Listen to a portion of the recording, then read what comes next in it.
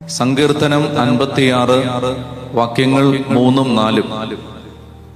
ഭയമുണ്ടാകുമ്പോൾ ഞാൻ അങ്ങയിൽ ആശ്രയിക്കും.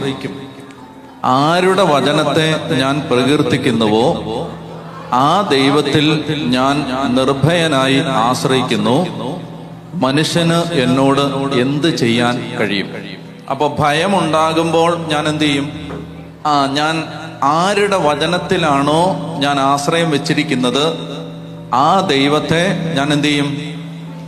ആ ദൈവത്തിൽ ഞാൻ നിർഭയനായി ആശ്രയിക്കും. അപ്പൊ അതുകൊണ്ട് അതുകൊണ്ടാണ് വചനം, സങ്കീർത്തനം പറയും, ഞാൻ കർത്താവിനെ തേടി അവിടുന്ന് എനിക്ക് ഉത്തരമരുളി, സർവ ഭയങ്ങളിൽ നിന്നും അവിടുന്ന് എന്നെ മോചിപ്പിച്ചു.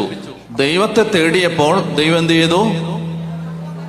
സകല ഭയത്തിൽ നിന്നും ദൈവം എന്നെ മോചിപ്പിച്ചു. ഇനി വേറൊരു സങ്കീർത്തനം വായിക്കാം.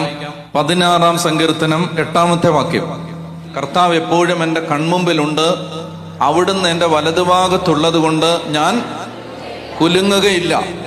കർത്താവിനെ തേടുമ്പോൾ, കർത്താവിന്റെ അരികിലേക്ക് വരുമ്പോൾ, കർത്താവിൽ ആശ്രയിക്കുമ്പോൾ നമുക്കുണ്ടാകുന്ന ഏറ്റവും വലിയ പ്രതിഫലങ്ങളിൽ ഒന്നാണ് ദൈവം ഭയം എടുത്തു മാറ്റും. ഭയം.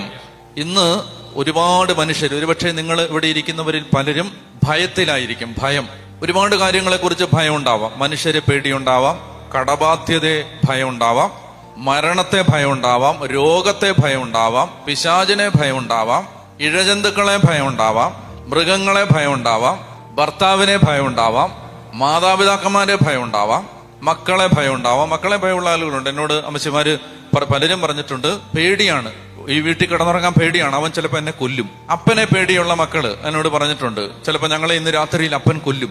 അമ്മയെ പേടിയുള്ളവരുണ്ട്. മനുഷ്യരെ ഭയം, അധികാരിയെ ഭയം, അധികാരത്തെ ഭയം, മേലധികാരികളെ ഭയം, സാമ്പത്തിക ബാധ്യത വന്ന് തലയ്ക്ക് മേളിൽ കിടക്കുന്നു, അതിനെ ഭയം.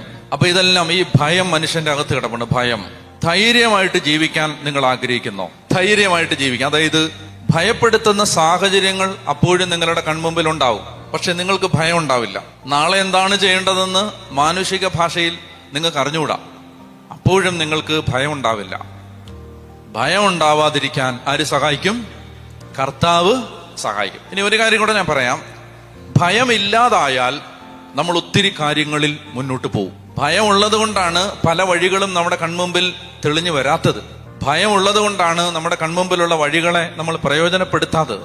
ഭയമുള്ളത് കൊണ്ടാണ് നമുക്ക് ഒരു വേ ഔട്ട് തുറന്നു കിട്ടാത്തത്. ഭയം മാറിയാൽ എല്ലാം മാറും. അതുകൊണ്ട് കർത്താവ് പറയുകയാണ്, നിങ്ങൾ ഭയപ്പെടരുത്. 365-ലധികം തവണ ബൈബിളിൽ ഉണ്ടെന്നാ പറയുന്നത്. നിങ്ങൾ എന്നോട് ചോദിക്കരുത് അച്ഛൻ എണ്ണീട്ടുണ്ടോന്ന്. ഇല്ല, ആരോ പറഞ്ഞു കേട്ടതാണ്.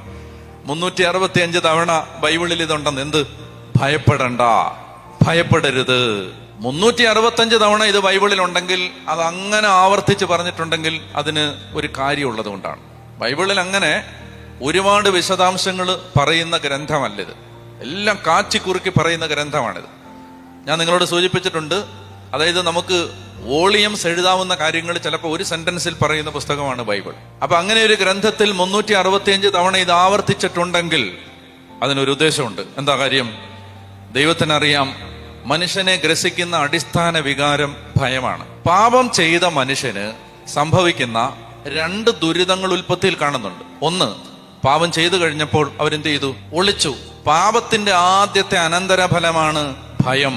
എന്നാൽ അങ്ങനെ ഭയപ്പെട്ടിരുന്ന മനുഷ്യന്റെ അടുത്ത് യേശു ഈ ഭൂമിയിലേക്ക് വന്നിട്ട്, അപ്പൊ 2 ഇഫക്റ്റാന്നാ പറഞ്ഞ. ഒന്ന് ഭയം, 2 ലജ്ജ, ഷെയിം.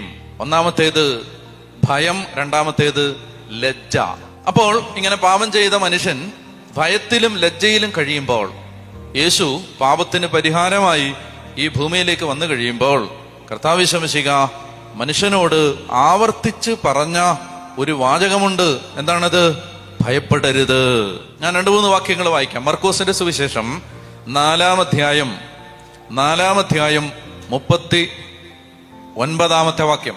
മാർക്ക് 4:39 വായിക്കാം.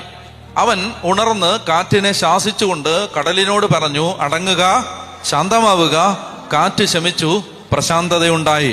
അവൻ അവരോട് ചോദിച്ചു, നിങ്ങൾ ഭയപ്പെടുന്നതെന്ത്? നിങ്ങൾക്ക് വിശ്വാസമില്ലേ? നിങ്ങൾ ഭയപ്പെടുന്നത് എന്താണ്? വിശ്വാസമില്ലാത്തത് കൊണ്ടാണ്. അപ്പോൾ വിശ്വാസത്തിന്റെ വിപരീത പദം ഭയം.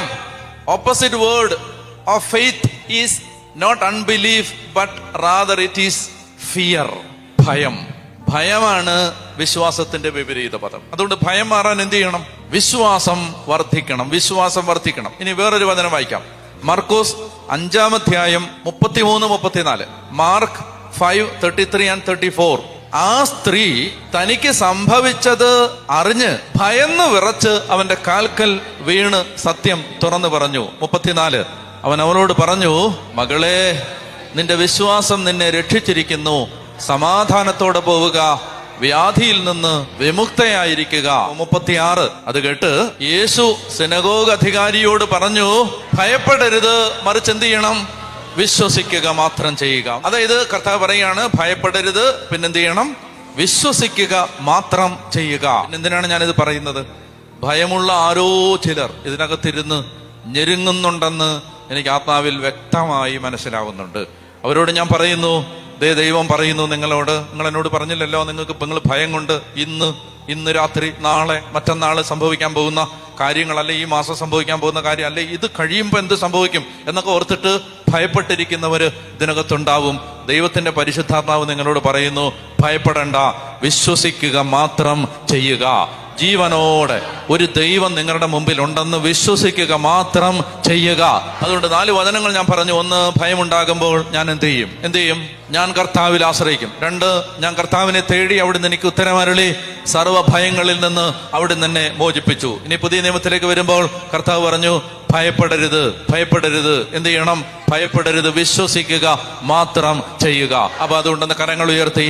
ഭയം ആരുടെയെങ്കിലും ഉള്ളില്, ഭയം, ഇത് ഓൺലൈനിൽ കേട്ടുകൊണ്ടിരിക്കുന്നവരോ മൗണ്ട് കാർമലിൽ നേരിട്ട് സംബന്ധിക്കുന്നവരായ ആരുടെയെങ്കിലും ഉള്ളിൽ ഭയമുണ്ടെങ്കിൽ നസ്രാന യേശുവിന്റെ നാമത്തിൽ ഇപ്പോൾ അത് മാറിപ്പോവട്ടെ എന്ന് യേശുവിന്റെ നാമത്തിൽ പ്രാർത്ഥിക്കുന്നു. സ്തുതിക്കട്ടെ. ഹല്ലേലൂയ.